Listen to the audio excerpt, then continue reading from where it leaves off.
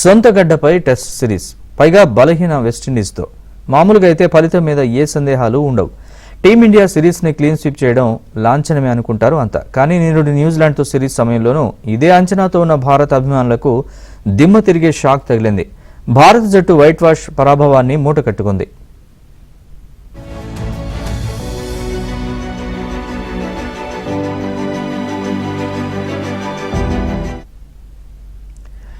అప్పుడు జట్టులో ఉన్న దిగ్గజ ఆటగాళ్లు విరాట్ కోహ్లీ, రోహిత్ శర్మ, రవిచంద్రన్ అశ్విన్ ఇప్పుడు రిటైర్ అయిపోయారు. సుదీర్ఘ విరామం తర్వాత ఈ ముగ్గురు లేకుండా సొంత గడ్డపై టెస్ట్ సిరీస్ ఆడబోతోంది టీమిండియా.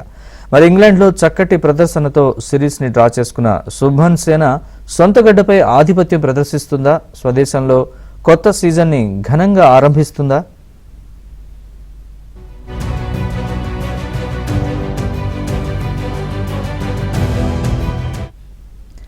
పది నెలల సుదీర్ఘ విరామం తర్వాత సొంత గడ్డపై టెస్ట్ మ్యాచ్ ఆడబోతోంది టీమిండియా. అశ్విన్ మొత్తంగా అంతర్జాతీయ క్రికెట్కు, రోహిత్, కోహ్లీ టెస్టులకు గుడ్ బై చెప్పేసిన నేపథ్యంలో దాదాపు 15 ఏళ్ల తర్వాత ముగ్గురులో ఒక్కరూ లేకుండా స్వదేశంలో సుదీర్ఘ ఫార్మాట్లలో తలపడబోతోంది భారత్. వెస్టిండీస్తో 2 టెస్టుల సిరీస్లో తొలి మ్యాచ్ గురువారం అహ్మదాబాద్లో ఆరంభం కానుంది. ఇప్పటికే ఇంగ్లాండ్లో సారథిగా సత్తా చాటుకున్న శుభ్మన్ గిల్కు సొంత గడ్డపై ఇదే తొలి సిరీస్. ఎక్కువగా కొత్త ఆటగాళ్లతో కనిపిస్తున్న విండీస్ భారత్ ధాటికి నిలవలేకపోవచ్చనే అందరూ అంచనా వేస్తున్నారు. కానీ గత ఏడాది కివీస్తో సిరీస్ ఫలితాన్ని దృష్టిలో ఉంచుకుని టీమిండియా జాగ్రత్తగా ఆడాల్సిందే.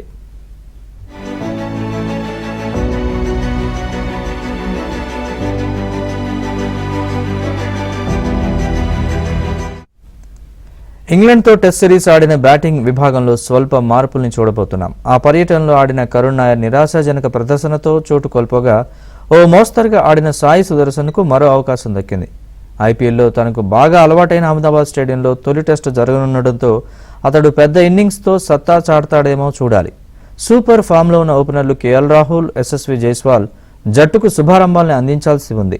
శుభ్మన్ 4వ స్థానంలో ఆడతాడు. ఇంగ్లాండ్ పర్యటనలో ఆయన కాలి గాయం నుంచి కోలుకోకపోవడంతో రిషబ్ పంత్ ఈ సిరీస్కి దూరమయ్యాడు. పూర్తి సిరీస్ ఆడే అవకాశాన్ని ధ్రువ్ జురెల్ ఎంత మేర ఉపయోగించుకుంటాడో చూడాలి. మిడిల్ ఆర్డర్లో జడేజా, నితీష్ కుమార్ రెడ్డి కీలకం.